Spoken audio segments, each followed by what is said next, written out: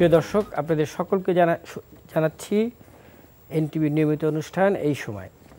আপনারা জানেন যে এই সময় অনুষ্ঠানটি সাধারণত সপ্তাহের সেরা বিষয়গুলো নিয়ে আলোচনা করা হয়, কিন্তু আমরা আজকে আলোচনা করব আফগানিস্তান এবং বাংলাদেশের ম্যাচ নিয়ে।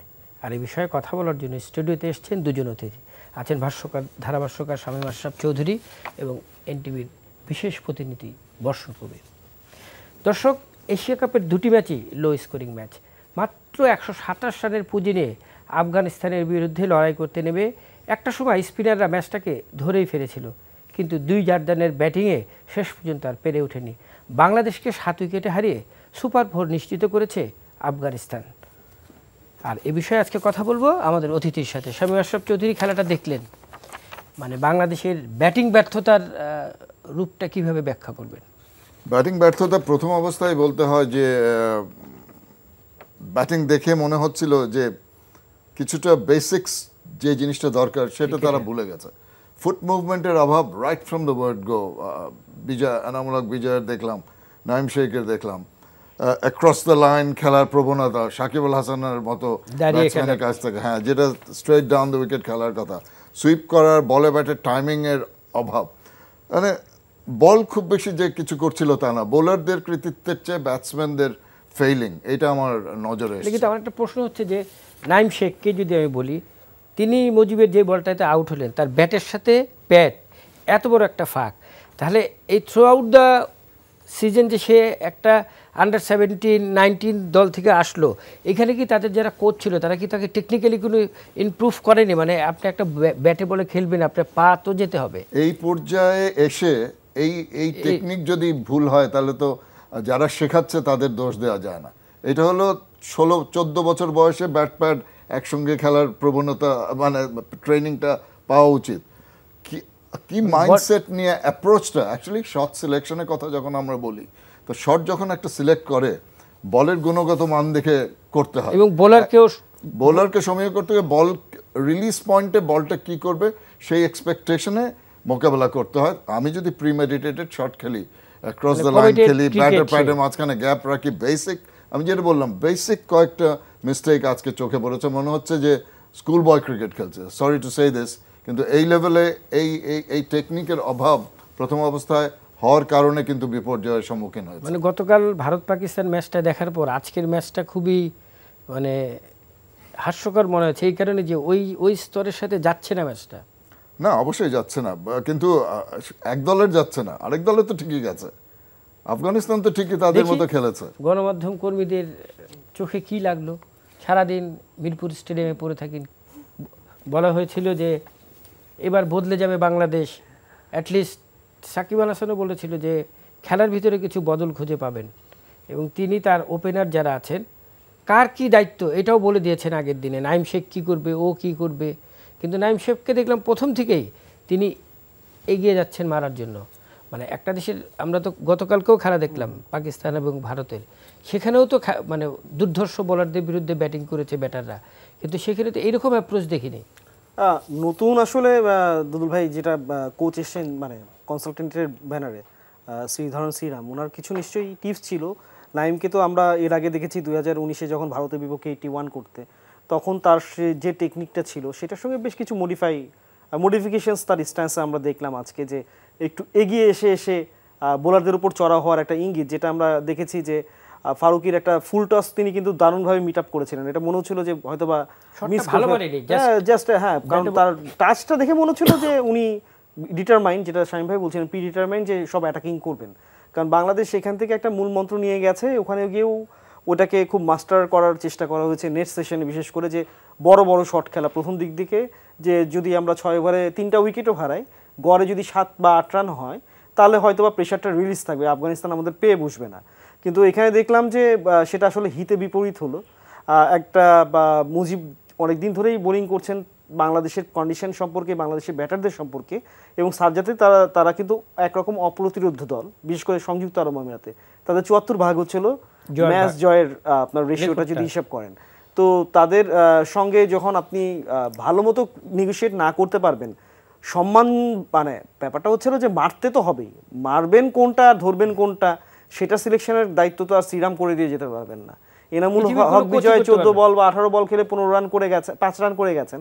এই যে ডট বলের যে পার্সেন্টেজটা পুরো থ্রু আউট দ্য ইনিংস যদি আপনি ভালো মতো দেখেন, প্রথম পাওয়ার প্লেতে বাংলাদেশ 21টা ডট বল, মানে 36 বলের মধ্যে 21টা বল, যা মনে হচ্ছে আপনি তাও আবার 120 বলের ম্যাচে। হ্যাঁ, তো আপনি 21টা যদি ডট বল থাকে তাহলে আপনি ধরে নিচ্ছেন 15 বলের মধ্যে আপনার বাকি 22 রান বা 27 রান এসছে। অথচ 21 বলে যদি আপনি 10টা কম দিতেন, ডট 10টা যোগ করতেন, মানে প্রেশার রিলিজের জন্য শুধুমাত্র আপনাকে 4-6 মারতে হবে, ব্যাপারটা তো তা না। এটা থ্রু আউট আমরা 2018-র নিধাস ট্রফি থেকেই দেখছি যে বাংলাদেশের ডট বলের সমস্যাটা টি-20তে সংক্রমক ব্যাধির মতো, এবং সেটাই বাংলাদেশের ব্যাটিংয়ে অনেক বেশি ইম্প্যাক্ট ফেলে, এবং সেটা নেগেটিভ ইম্প্যাক্ট, কোনো পজিটিভ ইম্প্যাক্ট না। আপনি দুটো বল যখন ডট খেলবেন, এটা আসলে যখন টি-20 কনসেপ্টই তৈরি হয়েছিল তখনই বলা হচ্ছিল যে একটা ডট বল মানে হচ্ছিল একটা সোনার ডিম পাড়া হাঁসের মতো, মানে ইনফ্যাক্ট এতটাই দামি। তো তখন আপনি এই দামি জিনিসটা যখন প্রতিপক্ষ বোলারদেরকে উইকেটের জায়গায় গিফট করতে থাকবেন নিয়মিত, আপনি নিজের উপর প্রেশার না চাইতেও অনেকটাই নিয়ে চলে আসবেন। এবং তখন টেকনিক আপনি যতই মডিফাই করেন, যতই আপনি মনে করেন যে আমি 4-6 মেরে এই জিনিসটাকে এগিয়ে নিব, কিন্তু সনাতন স্টাইলেও যদি আপনি ক্রিকেট খেলেন, এক এক করেও নিতে থাকেন, 6 ওভারে 40-35 এগুলো যদি হয় আফগানিস্তানের এগেনস্টে, আমরা তো জানি যে আমাদের ব্যাটসম্যানদের অ্যাবিলিটি আছে মারার, কিন্তু কোন জায়গায় কোন সময় মারতে হবে, এই চুজিং এবং পিকিংয়ের জায়গাটাতে বাংলাদেশের যে সমস্যাটা, সেটা থেকে উত্তরণ আমরা এই ম্যাচেও দেখলাম। আচ্ছা, আমরা যদি শামীম ভাই আফগানিস্তানের ঘরের অবস্থা দেখি, একটা যুদ্ধ বিধ্বস্ত দেশ, তারা ঠিকমতো ওখানে প্র্যাকটিসও করতে পারে না, রশিদরা থাকেও না অনেক সময়, ভয় এরকম বলে। তো সেই দলের পেসার যেমন, স্পিন অ্যাটাকটাও সেই রকম। তারা যদি ওই পরিস্থিতির, ওই বাস্তবতায় যদি তারা এইসব প্লেয়ার তৈরি করতে পারে, আমরা এত 900 কোটি টাকার এফডিআর নিয়ে আমরা কি করতেছি আসলে? এফডিআর এর ব্যাপারটা না, কথা হচ্ছে আমাদের আপব্রিঙ্গিং, আমাদের শারীরিক কসরতের কথা যদি চিন্তা করি, ফিজিক্যাল এবিলিটি, আমাদের ছেলেরা কিন্তু না, আমি প্রশ্নটা কেন করলাম, না, আপনি আমি দুটো জিনিস কম্পেয়ার করছি, টাকা পয়সার ব্যাপারটা না, আমি প্রশ্নটা আবার করি আপনাকে। সেটা হচ্ছে যে আমাদের অর্থ আছে, কিন্তু আমরা টি-20 ক্রিকেটার উঠে আসুক, এই সারফেসটা কি কাউকে দিয়েছি যে আমার উইকেট কি সেই লেভেলের কোনো, মানে আমার ঘরোয়া কয়েকটা ফ্যাক্টর আছে। আমি প্রথমে বলছি শারীরিক কসরতের ব্যাপার। You need power hitters. Power hitters হতে হলে you need that strength. Strength মানে টাইমিংয়ের তো একটা ব্যাপার আছে, তার সঙ্গে কিন্তু শারীরিক যে অবস্থা আমাদের আপব্রিঙ্গিংয়ে আছে। অনেক সময় দেখা যায় মফস্বল থেকে আসছে, আমাদের পুষ্টি যতখানি দরকার, সেই অ্যাবিলিটিটা যখন হায়ার লেভেলে আসবো, আমি এই যে শট সিলেকশনের কথা বলি, আমার মাইন্ড বলছে একটা যে আমি এই শটটা খেলবো, কিন্তু আমার শরীর অ্যালাউ করছে না, because I am not capable. আমার রিফ্লেক্সেসটা অত, অ্যাজিলিটিটা হয়তো কম, আমি ক্যাচ ধরতে পারছি না। আমি মনে করছি যে ক্যাচটা একজন ধরে ফেলতে, কিন্তু আমার ওই অ্যান্টিসিপেশন আর অ্যাজিলিটিটা কম, সক্ষমতা, ফিজিক্যাল সক্ষমতা। তার সঙ্গে আমার মনে হয় অলসো দ্য মাইন্ডসেট, যে সবসময় কনফিডেন্স লেভেলটা আমরা ধরে রাখতে পারি না। আমাদের selection of shots is poor, সব কিছু মিলিয়ে লেজে গোবরে হয়ে গেছে আনফর্চুনেটলি। তাহলে যে বিজয়ের যে আমরা এতদিন পরে আবার ফিরালাম, মানে তার কাছ থেকে পারফরমেন্স ফার্স্ট ম্যাচে, আমি ফাহিম ভাই একটা কথা বলেছিল যে বাংলাদেশ 30 বা 40ও অল আউট হতে পারে, আপনারা মাইন্ড করেন না, দর্শকরাও মাইন্ড করেন না, কিন্তু বাংলাদেশ ক্রিকেটে কিন্তু ডিসিপ্লিন ব্যাটিং যেটাকে বলা হয়, দেখেছেন আজকে? না, সেটা তো আসলে হয়নি। প্রথম পাওয়ার প্লেতে যখন 3 উইকেট গেল, তারপরে রশিদ খান প্রথমে মুজিব ড্যামেজটা ডান করলেন, পরে রশিদ খান এসে এটাকে আরও মানে একদম ফুল কন্ট্রোলটা নিয়ে নিলেন। যখন আপনার ইনিংসের অর্ধেকই চলে যাবে 10 ওভারের মধ্যে, তখন তো আসলে আপনি খুব বেশি অ্যামুনিশন আপনার হাতে থাকবে না। আপনি যেটা করবেন, আজকে বলতে হবে মোসাদ্দেক হোসেন সৈকতের 48 রানটাকে আলাদা করে রাখলে বাংলাদেশের ব্যাটিংয়ের চালচিত্রটা কিন্তু, না, সাকিবের স্টার্টটাও ভালো ছিল। সাকিব চেষ্টা করেছেন, কিন্তু সাকিব ওই ডট বলের যে প্রেশার, একদিকে বিজয় যে পরিমাণে ডট বল নিয়ে টোলটা দিয়েছেন মানে আপনার সতীর্থ ব্যাটারকে, তার পক্ষেও ওটা মেনটেন করা কঠিন, কারণ সাকিব তো চাইলেই কায়রন পোলার্ডের মতো জোরে জোরে মারতে পারবেন না। ওই যেটা বলছিলেন শাহিম ভাই, যে আমাদের সামর্থ্যের জায়গাটা কম, সোজা ব্যাটে, এটা বারবার মানজেকাররাও বলছিলেন কমেন্ট্রিতে, যে আসলে যে উইকেটের মানে আপনার চরিত্র, সেই অনুযায়ী আসলে বাংলাদেশ খেলেননি। বাংলাদেশ অনেকটা খেলছিল যে তারা ওয়ার্ল্ড কাপ প্রিপারেশনের মতো, যে স্কোয়ার অফ দ্য উইকেট আমি কতটুকু ভালো খেলতে পারি, কিন্তু এই উইকেটে সার্জায় আমরা দেখেছি যে বলটা আসলে খুব জোরে আসে না, কিছু একটু ধীর গতিতে আসছে, বল ব্যাটে নিগোশিয়েট করতেই 2-3টা ওভার লেগে যাচ্ছে আর কি। সেখানে সাকিব এসে অন্ধের মতোই মারতে হলো, এবং আলটিমেটলি উনি যেভাবে আউট হয়েছেন, স্লগিং, একদম টিপিক্যাল স্লগিং, মানে সাধারণত মানুষ এইগুলো খেলানো হচ্ছেন 18 ওভার 19 ওভারের সময়, কিন্তু চাপ, এই যে ট্রেন বদলের যে গল্পটা বলে গেছেন, তারও তো একটা দায় আছে অধিনায়ক হিসেবে ট্রেনটা সেট করার জন্য একটা টোন তৈরি করা, সেটা করতে তিনি ব্যর্থ সেটা হয়েছেন করতে বলে এখন পারেননি। হয়তোবা কন্ডিশনটা আমাদের তো একটা বিশাল কোচিং স্টাফ আছে যারা মাঠে গিয়ে কন্ডিশনটা বুঝে যে কি কন্ডিশন কি করতে হবে না করতে হবে, কিভাবে ব্যাট করতে হবে। তো এত বড় একটা টিম এই জিনিসটা ধরতে পারে না যে তোমাদের ব্যাটিংটা আসলে কিভাবে করতে হবে। আমার মনে হয় কোচিং স্টাফের তো কিছুটা দায়িত্ব অবশ্যই দায়ভার থাকবে, নিতেই হবে। হ্যাঁ নিতেই হবে। At the same time coach করছে নেটসে একরকম খেলা আর মাঝ মাঠে একরকম খেলা। নেটসে আমি তো ফিজিক্যাল ট্রেনিং কোচিং, আমাদের কন্ডিশনিং, নানা রকম স্পেশালিস্ট স্পিন বোলিং কোচ, পাওয়ার হিটিং কোচ, অনেক কিছু নতুন শ্রীরামকে এনেছে। At the end of the day, it is the players who have to deliver. কোচদের তো অবশ্যই কিছুটা দায়িত্ব থাকবে, কিন্তু কোচদের সম্পূর্ণ রূপে দায়ী করা ঠিক না, কারণ in the middle it's is the players who decide আমি কোন শটটা খেলবো, আমি কখন ডিফেন্সে যাব, আমি কি স্ট্রাইকটা রোটেট করতে পারবো কিনা। উনি যেটা বলছিলেন মানে যে আপনি বলতে যাচ্ছেন যে মানে পাকিস্তান ইন্ডিয়া ম্যাচে হার্দিক পান্ডিয়া যেটা করলো এসে মানে দায়িত্বটা কোচ কি হার্দিক পান্ডিয়াকে কিছুই বলেনি। This is natural ability, talent, সেই ট্যালেন্টের অভাব আছে, এটা মানতেই হবে। আমাদের খেলোয়াড়দের টি-20 লেভেলে, ইন্টারন্যাশনাল লেভেলে খেলার মতো যে শারীরিক কসরত, যে মেন্টাল এবিলিটি এবং যে কোঅর্ডিনেশনের ব্যাপারটা আছে, কখন মোমেন্টাম ধীর করতে হবে, কখন মোমেন্টাম মানে গাড়ির গিয়ারটা কখন বাড়াতে হবে, কখন কমাতে হবে, and you've got to do it fast, কারণ 120 বলের খেলা, 120 বলের খেলা খুব তড়িৎ গতিতে কিছু সিদ্ধান্ত নিতে হবে, যে সিদ্ধান্তগুলি নিতে আজকে বোলিং চেঞ্জের ব্যাপারে I was very very disappointed. Mosaddek Hossain একটা উইকেট নিল, ভালো ব্যাটিং করেছে, দেখা যায় এক ডিপার্টমেন্টে যখন একজন খেলোয়াড় ভালো খেলে অন্য ডিপার্টমেন্টে কিন্তু এটা রিফ্লেক্টেড হয়, যদিও সে টপ ক্লাস বোলার না, পার্ট টাইম বোলার মাঝে মাঝে বলা হয়ে থাকে। একটা উইকেট নিয়েছে, 5 রান দিয়েছে 2 ওভারে, তারপরে তাকে সরিয়ে নিয়ে এনে পেস অফার করা হলো আফগান ব্যাটসম্যানদের, অ্যান্ড দে লাভ পেস। এবং পেস বোলারদের যদি একটু ভেরিয়েশন দেখতাম যে স্লো বলস দিচ্ছে বা কিছু, যখনই স্লো বল দিচ্ছে তখনই লোপ্পা হয়ে যাচ্ছে। সো ওভারঅল আমার মনে হয় এই সাকিবের আজকে যেই এক্সপেকটেশন আমার ছিল যে মাঠে থেকে ইনস্ট্যান্ট ডিসিশন কিছু নেয়ার ব্যাপারে, he is made a few mistakes. তার মানে আমাদের 3 পেসার তাসকিন, সাইফুদ্দিন এবং মুস্তাফিজ মানে 12তম ওভারে এসে সাকিব দিল 1 রান, ম্যাচটা তখন বাংলাদেশের পক্ষে কিন্তু হ্যাঁ ঝুলছিল, মানে বেশ বাংলাদেশের দিকে 14, 15, 16তে ম্যাচটা ছিটকে গেল এই যে তাসকিন আর সাইফুদ্দিনে।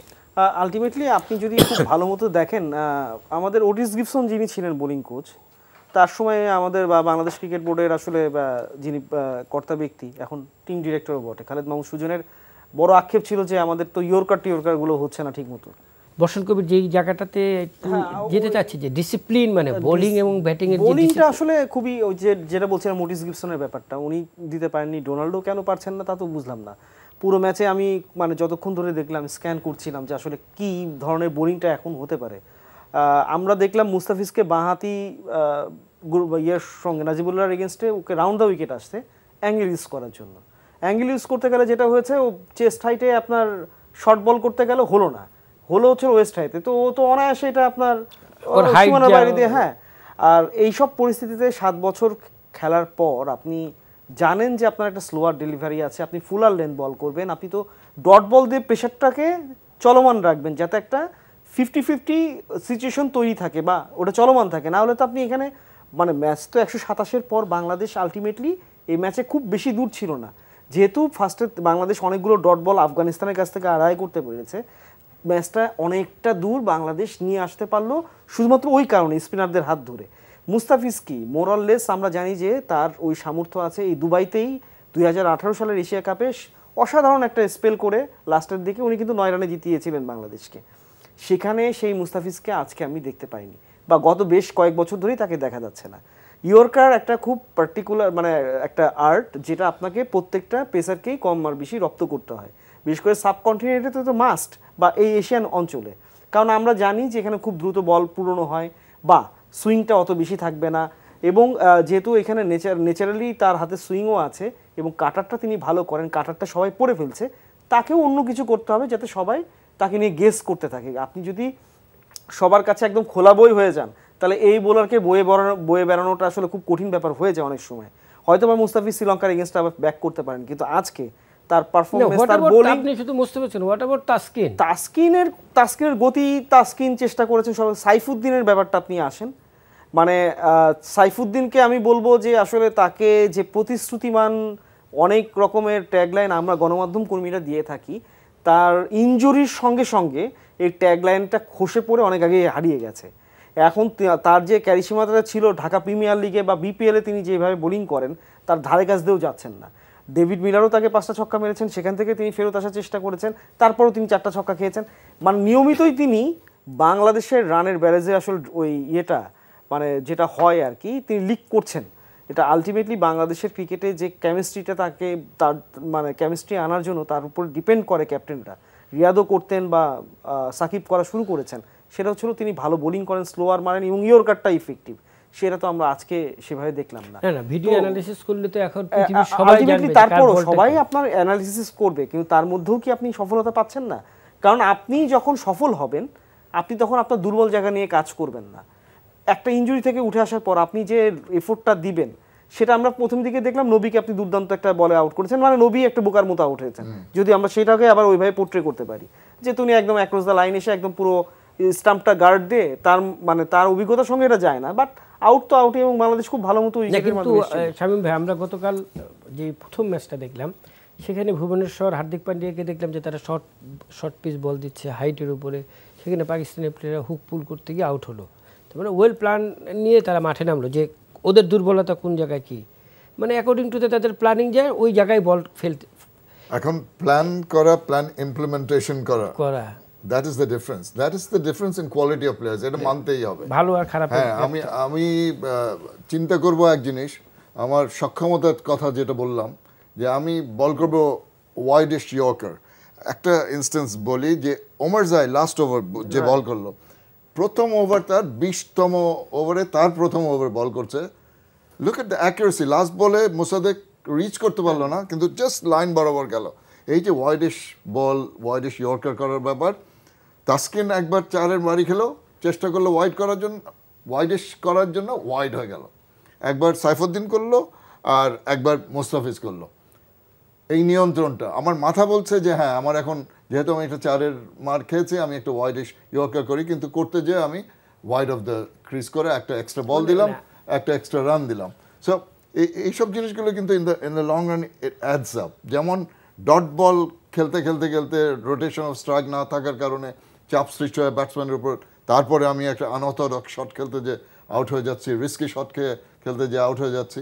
ঠিক বোলারদের ক্ষেত্রেও এ ধরনের একটা প্রেশার জেনারেট হয় যখন আমি একটু চাপে পড়ি। একটু চাপে পড়ে যেই বলটা করতে হবে সেই জায়গাটাতেই কিন্তু ঘাটতিটা চলে আসছে। কিন্তু একমাত্র সাকিব ছাড়া মানে আর কারোর সাথেই তো টি-20 ম্যাচ করলো না দেখলাম। না, আফিফ শুরুর দিকে এসে শুরু করেছিলেন ভালোই, কিন্তু উনি আসলে যতটুকু গেলে ভালোটা আরো ভালো হতে পারতো, সেই জায়গাতেই উনি ফেল করলেন। না বর্ষণ, আমার প্রশ্নটা হলো, আমি ক্রিকেট খেলা তো অনেক দিন যাবত দেখছি, দেখেও তো অনেকে খেলা শিখে। আপনি যদি ওদের ব্যাটিং, ভারতের ব্যাটিং, পাকিস্তানের ব্যাটিং, ওদের যদি ব্যাটিং দেখেন, ওরা যখন ব্যাটিং করে মনে হয় যে একটা প্লেয়ার ব্যাট করছে। আফিফ বলেন আর যেই বলেন, মানে এদের যে ব্যাটিং অ্যাপ্রোচ, তাতে মনে হয় না যে একটা ভালো মানের খেলা হচ্ছে বা একটা ওরা ব্যাট করতে, মানে ওদের ব্যাটে বলের সাথে কোনোভাবে এটা আসলে দুদুল ভাই, মানে আপনি যদি প্রিভিয়াস কিছু মানে 8টা লড়াইয়ে তো আসলে বাংলাদেশ 3টা হেরেছিল, এটা 9 নম্বরের সঙ্গে আসলে 6 নম্বরটা যোগ হলো পরাজয়। তো আলটিমেটলি আফগানিস্তানের স্পিন নেমেসিস যেটা বাংলাদেশকে আসলে সবসময় হন্ট করে, এবং ওই জায়গা থেকে যেমন আমি একটা স্ট্যাট দিই, খুবই ছোট একটা স্ট্যাট। গত 6টা ম্যাচে রশিদের বলে মুশফিকুর রহিম বাংলাদেশের সবচেয়ে ক্রাফটি ব্যাটসম্যান, মানে তার টেকনিক নিয়ে কোনো সন্দেহ নেই, কিন্তু টি-20তে 4বার আউট হয়েছেন 25 বলের স্প্যানে 16 রান করে। তো এর মধ্যে আবার 2বার হচ্ছিল এলবিডব্লিউ, এবং আজকেও কিন্তু এলবিডব্লিউ গুগলি উনি রিড করতে পারেননি। কিছু কিছু ক্ষেত্রে মনে হয় এটা সাইকোলজিক্যাল এফেক্ট কিছুটা থাকে, এবং বাংলাদেশের অনেক ক্রিকেটারই ওই সাইকোলজিক্যাল এফেক্টটাকে খুব মাস্টারলি ডিল করতে পারেন না। এটা হয়তো সাকিব আল হাসানের পক্ষে সম্ভব। কিন্তু একটু ইন্টারাপ্ট করি, মুশফিকুর রহিমের মতো একজন ব্যাটসম্যান, এত অভিজ্ঞ ব্যাটসম্যান, একটা অবভিয়াস একটা ব্যাক অফ দ্য হ্যান্ড বল যেটা গুগলি হবে, সেটা রিড করতে পারবে না, এটা আমার কাছে অবিশ্বাস্য লাগে। এটা আমার কাছেও অবিশ্বাস্য লাগছে এই কারণে যে আপনার এই স্ট্যাটটাই একদম মানে খুব আতঙ্ক জাগানো, এটা কিন্তু যাতা স্ট্যাট। অথচ আপনি যদি দেখেন যে লেগ স্পিনার যারা, লেগ স্পিনারদের সব বল কিন্তু একদম জায়গা মতো পড়ে না, তাদের বলেই শর্ট পড়ে। এদের লেগ স্পিনারদের বলা, আমি যতটুকু ক্রিকেট খেলেছি, ইংল্যান্ডের ক্লাব ক্রিকেট খেলেছে, I was A leg spinner. খুব কঠিন ইংল্যান্ডের উইকেটে লেগ স্পিন করা, গ্রাসি উইকেট, শর্ট বাক খায় না। গুগলি করতে গেলেই চারের মার খেতাম। সো শর্ট, বিকজ ওই সময় একটা ছিল যে leg spinner have to purchase their wickets. Test match you purchase the wicket but you get the wicket. একটু ফ্লাইট দিয়ে টানতে, কিন্তু লেগ স্পিনারদের আর্টটা পরিবর্তন করে ফেলেছে। কিন্তু এখন 4 ওভারের মধ্যে রশিদ খানের মতন বোলার হোল it's quicker through the air, অত লুপ দিচ্ছে না, যদি পারচেজ চাচ্ছে না, ভেরিয়েশনের উপর না, একই গ্রিপে গুগলি এবং লেগ স্পিন দুইটাই করছে না। ওটার মধ্যে আবার কিছু ভেরিয়েশন আছে। ওই গ্রিপে আপনি যদি দেখেন, বাংলাদেশে রশিদ খানকে খুব ভালো খেলতে পারে ইমরুল কায়েস, কারণ ওটা নিয়ে অনেক কাজ করেছে। এটার কারণটা হচ্ছিল সেকেন্দার রাজার এগেনস্টে রশিদ খানের যে মানে পারফরমেন্স, আপনি যদি স্টার্ট দেখেন, he is one of the finest batsman against Rashid Khan, কারণ ওই গ্রিপের ব্যাপারটা খুব ভালো মতো করে সে জানে ক্রসটা, এবং সেটা সে ইমরুল কায়েসকে মানে টিপস দেওয়ার ফলে ইমরুল কায়েস কিন্তু এশিয়া কাপে উড়ে গিয়ে খেলতে পেরেছিল 2018-তে।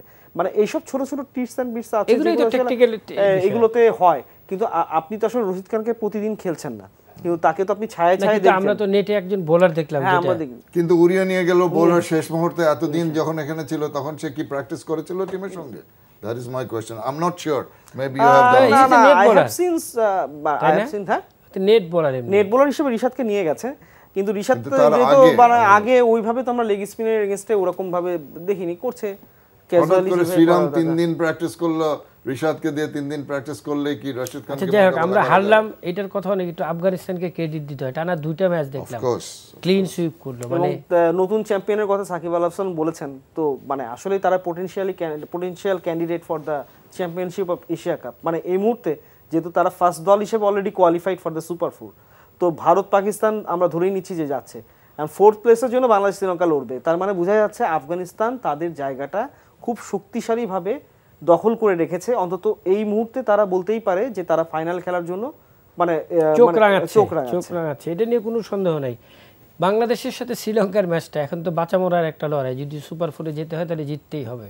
এবং শ্রীলঙ্কার অধিনায়ক তো বাংলাদেশে একটা মাইন্ড গেম খেলেই দিয়েছে যে সাকিব আর মোস্তাফিজ ছাড়া ওদের কোনো বিশ্বমানের বলার নেই, সুতরাং এই দলকে আমরা গুনিই না। এরকম দলকে এটা হাইপ তৈরি করে, মাইন্ড গেম, কিন্তু সেটার দিকে নজর দিলে আমার মনে হয় I don't think you should pay in importance to that. আমার মনে হচ্ছে যে শ্রীলঙ্কাও will be under huge pressure. যেরকম প্রেশারবিহীন খেলেছে আফগানিস্তান, ঠিক উল্টোটা হবে এই দুই দলের জন্য।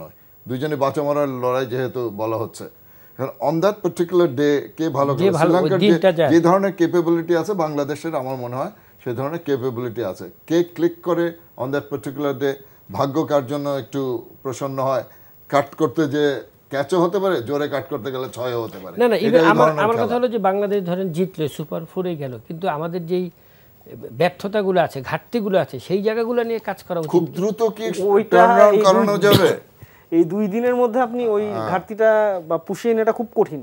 স্পেশালি আপনি যখন ব্যাটিংয়ে আপনি নাইটমেয়ারের মধ্যে দিয়ে যাচ্ছেন, আপনার টপ অর্ডার গত 8টা ম্যাচে হচ্ছে যে স্ট্রাগলিং, এবং আপনার পাওয়ার প্লেতে আপনি নিয়মিত উইকেট হারাচ্ছেন। 6 ওভার স্প্যানে আপনি রানটা করছেন গড়ে 6-এর মতো, যেখানে হচ্ছিল অন্যরা 8-9 অবধারিতভাবে করছে আর কি। সেখানে আপনি নেপালকেও ধরতে পারেন, কেনিয়ার মানে ইনফ্যাক্ট তারা এইভাবে নিজেদেরকে গ্রুম করছে।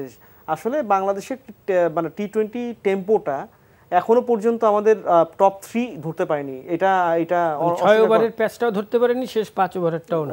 ওইটা তো আরো পরে আসবে, যেহেতু ওইটা রিফ্লেকশনটা আপনার শেষ বেলায় গিয়ে পড়বে।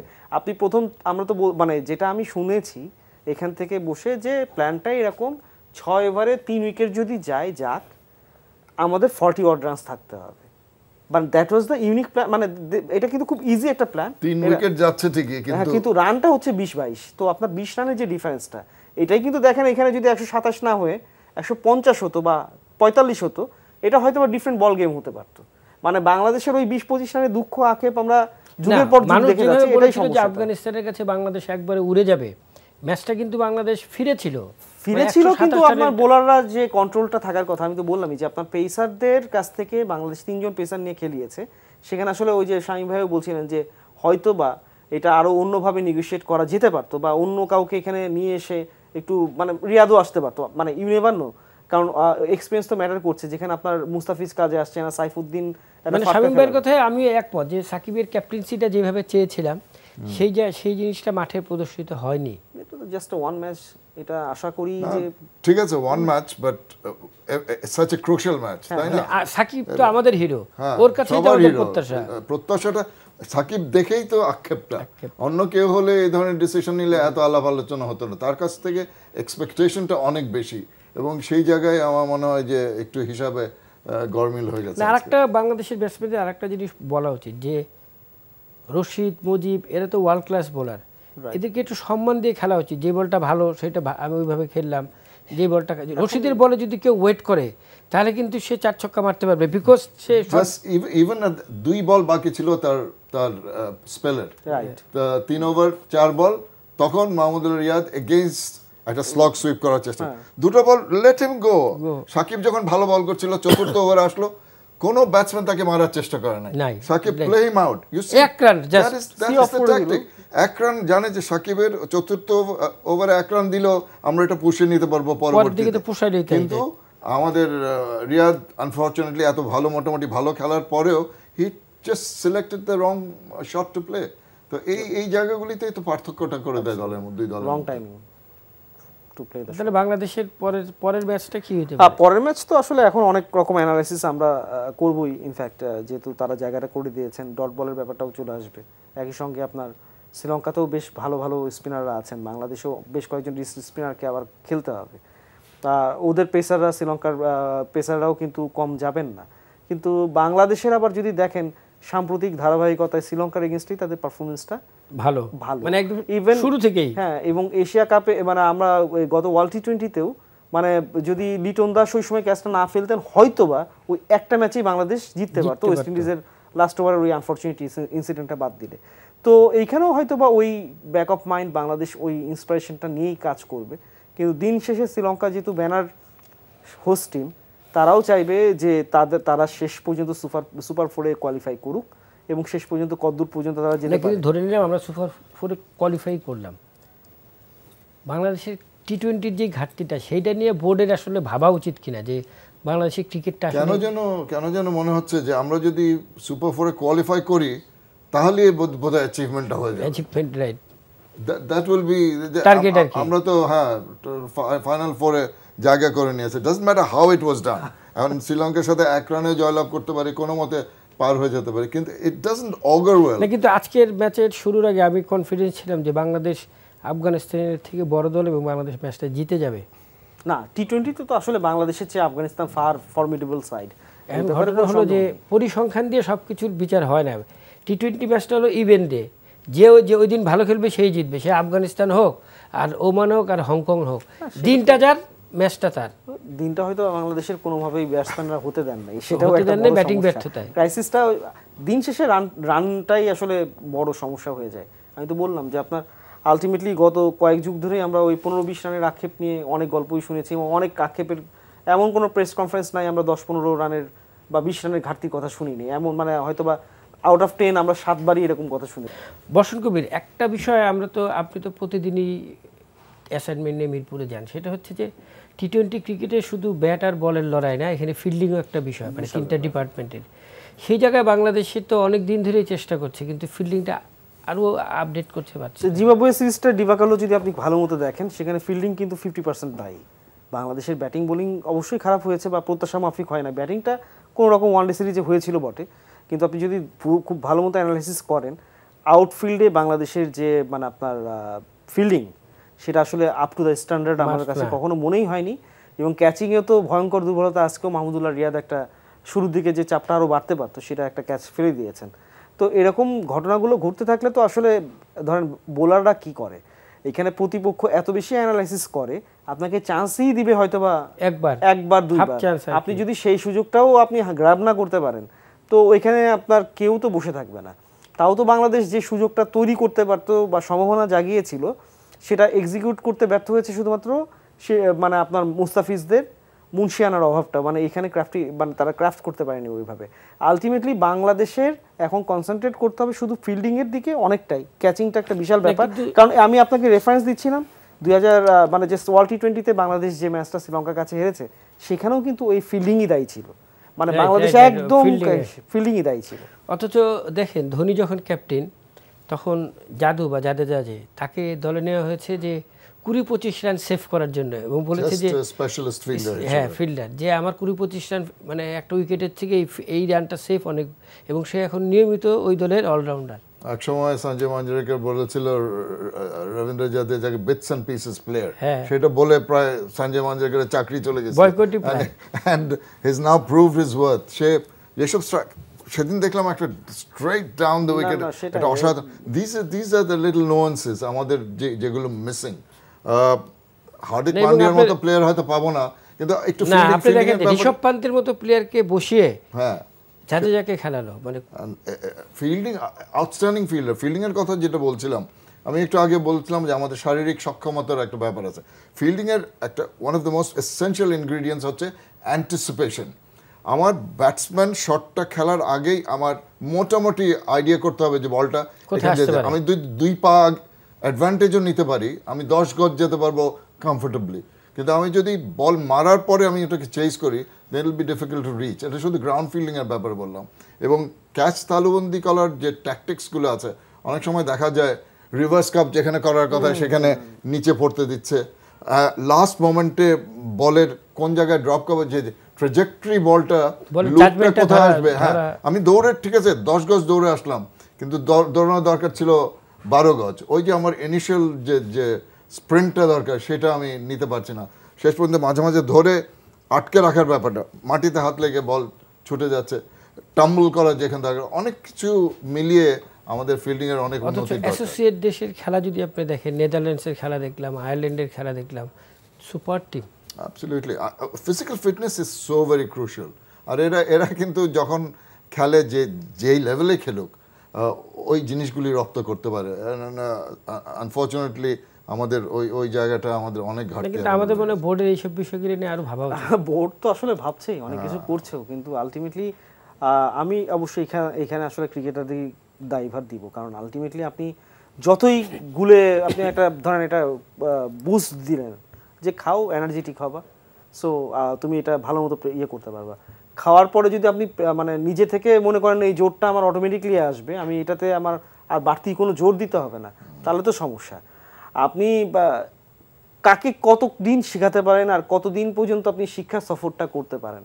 হ্যাঁ ধরেই নিচ্ছি এশিয়া কাপের এক্সপেকটেশনটা সাকিব আল হাসান নিজেই বলে গেছেন যে এই টুর্নামেন্ট দিয়ে আমরা অনেক কিছু করে ফেলবো, এটা না ভাবাটাই ভালো, এটাকে ধরতে হবে যে বিশ্ব টি-20 প্রস্তুতির মঞ্চ। সেই হিসাব করলে হয়তোবা আমরা মানে এই ম্যাচে হারার পরে শোকটা কাটিয়ে ওঠার একটা সুযোগ পাচ্ছি, কিন্তু টানা 2টা ম্যাচ আমরা আবারও যদি হেরে যাই, ধরেন আমরা মানে বা নেচার অফ ডিফিট যদি হয়, মানে বুকে লাগার মতো বা কোনো রকম কম্পিটিটিভনেস যদি না থাকে, তখন আসলে বলতে হবে যে আসলে বিশ্বকাপের মঞ্চে যাওয়ার আগে বা নিউজিল্যান্ডে ট্রাই নেশন খেলতে যাওয়ার আগেও বাংলাদেশ কিন্তু খুব বেকায়দায় অবস্থায় নিজেদেরকে ডিসকভার করবে আবারও। সুতরাং নিজেদের মোরাল বুস্ট আপের জন্য বাংলাদেশের উচিত হবে নিজেদেরকে আবার রিগ্রুপ করা, এছাড়া কোনো উপায় নাই। আমরা ফিল্ডিংয়ে আজকে খুব চটপটে দেখেছিলাম একটা স্টেজ পর্যন্ত, যখন বাংলাদেশ আফগানিস্তানকে অলমোস্ট ধরে ফেলছে এরকম একটা আবহ তৈরি হয়েছিল। হ্যাঁ মানে আফটার 14th ওভার থেকে কিন্তু সিনারিওটা আবার আস্তে আস্তে চেঞ্জ হয়ে গেছে, এবং 69 রানের যে অবিচ্ছিন্ন জুটিটা, এটা আসলে মানে তারা কিন্তু ভয় ডরহীন ক্রিকেটই খেলেছে বলতে হবে, কারণ তারা চান্সেস নিয়েছে, তারা জানে যে ব্যাক অফ তাদের ডাগ আউটে আরো 4 জন ব্যাটসম্যান আছে যারা যে কোনো সিচুয়েশনে খেলতে পারবে। এই জায়গাটাই বাংলাদেশ হয়তো ল্যাক করেছে, বা বাংলাদেশের বোলাররা তাদেরকে কিন্তু আমরা বারবার বোলারদেরকে মানে কাঠগড়ায় দাঁড়ানোর আগে সেই কাঠগড়ায় আসলে আমাদের অনেকগুলো ব্যাটসম্যানের চেহারা দেখতে হবে, যেখানে সাকিব আল হাসান, মুশফিকুর রহিম, মাহমুদুল্লাহ রিয়াদ, অন্য অনেকে, আফিফ হোসেন ধ্রুবর মতো প্লেয়ারদেরকেও আমাদের কাঠগড়ায় রাখতে হবে। এই কারণে যে এক একজনের আন্ডারে কিন্তু এখন 30+ ম্যাচেস, মানে আপনি এইখানে আসলে আপনি অভিজ্ঞতা, শিক্ষা সফর, অন্যান্য আমরা অনেক কিছু বলে হয়তো বা হিলিং করার চেষ্টা করতে পারি বা একটু সফট টোনে যেতে পারি, কিন্তু এখন আসলে সফট টোনে যাওয়ারও কোনো উপায় নেই।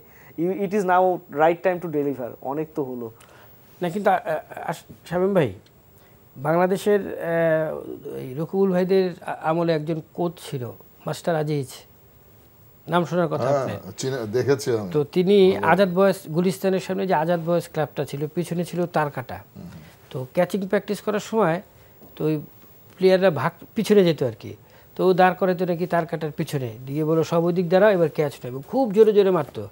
তো পিছনেতে যাওয়ার কোনো অপশন নাই। এখন বাংলাদেশের ক্রিকেটের অনুশীলনটা কি এই পর্যায়ে নিয়ে যাওয়া উচিত যে এইটা কঠিন কঠিন ব্যাপার না, তার কাটা না হয়েও একটা গাইডলাইন থাকতে পারে, থাকা উচিত, হ্যাঁ, this is where you should catch it, you cannot move behind. এটা কিন্তু খুব একটা হাস্যকর জিনিস না, এটা হালকাভাবে বলা হয়েছে, But- কিন্তু কেন রিয়াকশন টাইম আমার কতক্ষণ, অনেক সময় দেখায় না খুব শার্প ক্যাচ গেলে টেলিভিশনে আমরা মাঝে মাঝে দেখায় যে ব্যাট থেকে বল যাওয়া পর্যন্ত কত সেকেন্ড ব্যয় আছে। এই রিয়াকশন টাইমগুলি, বডির এজিলিটি যেগুলি তৈরি করার জন্য, that is not a bad idea. Maybe একটা রোপ দিয়ে দিতে পারে, ওয়ান অফ দ্য অনুশীলনের একটা স্টাইল হতে পারে। বাংলাদেশের জাতীয় দলের প্র্যাকটিসটা আমার কাছে ওই যে ইনডোর আউটডোর যেটা করে এটা পছন্দ না। আমার কাছে মনে হয় সেন্ট্রাল উইকেটে এরকম দেওয়া উচিত যে 12 বল 32 রান করতে হবে। তুমি এখন ক্যাচিং প্র্যাকটিস যেটা হয়, যদি বলি একজন জানে, একজন বল মারছে, আমার কোচ হিট করছে, আমরা সবাই দাঁড়িয়ে আছে, আমি জানি যে বলটা এখানে যাবে এখানে যাবে, এখানে আনঅ্যান্টিসিপেটেড অ্যাকচুয়াল গ্রাউন্ড কন্ডিশন মানে প্লেইং কন্ডিশনে ক্যাচিং প্র্যাকটিস করানো যায়, যে কখন কোন ফাঁকে কার কাছে আসবে যেন বুঝতে না পারে। আমি স্লিপসে ক্যাচ প্র্যাকটিস আমাকে করেই যাচ্ছে, আমি প্রস্তুত বল আসার জন্য। হঠাৎ করে 15 ওভার পরে একটা বল যখন আমার কাছে আসবে, সেই প্রস্তুতিটা, সেই এবিলিটিটা আমার আছে কিনা সেটা দেখতে হবে। আপনি দেখেন যে ইন্ডিয়া টিমে গাভাস্কার অন্যদিকে ফিল্ডিং করতে পারতো না দেখে স্লিপে প্যাক, এবং তার কিন্তু অনেক ক্যাচ, অথচ বাংলাদেশে একজন প্লেয়ার হয়নি যে স্লিপে দাঁড়াতে চায়। স্পেশালিস্ট বলে এখনো কাউকে বলা যেতে পারে কেন? কেন আবার বারবার একই কথায় আসছে, ল্যাক অফ প্র্যাকটিস। না, প্র্যাকটিস হচ্ছে slip catching, but not in the conditions, মানে ম্যাচ কন্ডিশনসে প্র্যাকটিসটা আমার মনে হয় আরও বেশি। তার মানে আমাদের যে ডোমেস্টিক সার্কিটে যে কম্পিটিটিভনেস থাকার কথা, রেগুলার বেসিসে যেই উইকেট তৈরি করার কথা, যেই স্পোর্টিং উইকেট তৈরি করার কথা, বোলার, পেস বোলারদের হোক, স্পিনারদের হোক, সবসময় স্পিন ফ্রেন্ডলি না করে, এটা বোলারদের প্রস্তুতি হবে, যেমন ব্যাটসম্যানদেরও মোকাবেলা করার প্রস্তুতি হবে, মাঝে মাঝে ফিল্ডারদের কাছে ক্যাচ যাবে না। সেটা তো লেগ স্পিনার আসলে যে কালচারের ব্যাপার, সেটা তো বাংলাদেশের ক্রিকেটে অনেক মানে মানে স্বাধীন বাংলাদেশে কখনো আমরা দেখি নাই আর কি। আমি মানে উনি অনেক লেভেলে খেলেছেন, আমি একটা লেভেলে যাই খেলেছি রেজিস্টার্ড ক্রিকেটার, লেগ স্পিন এখানে সবসময় ছিল সতীনের ঘরের ছেলে।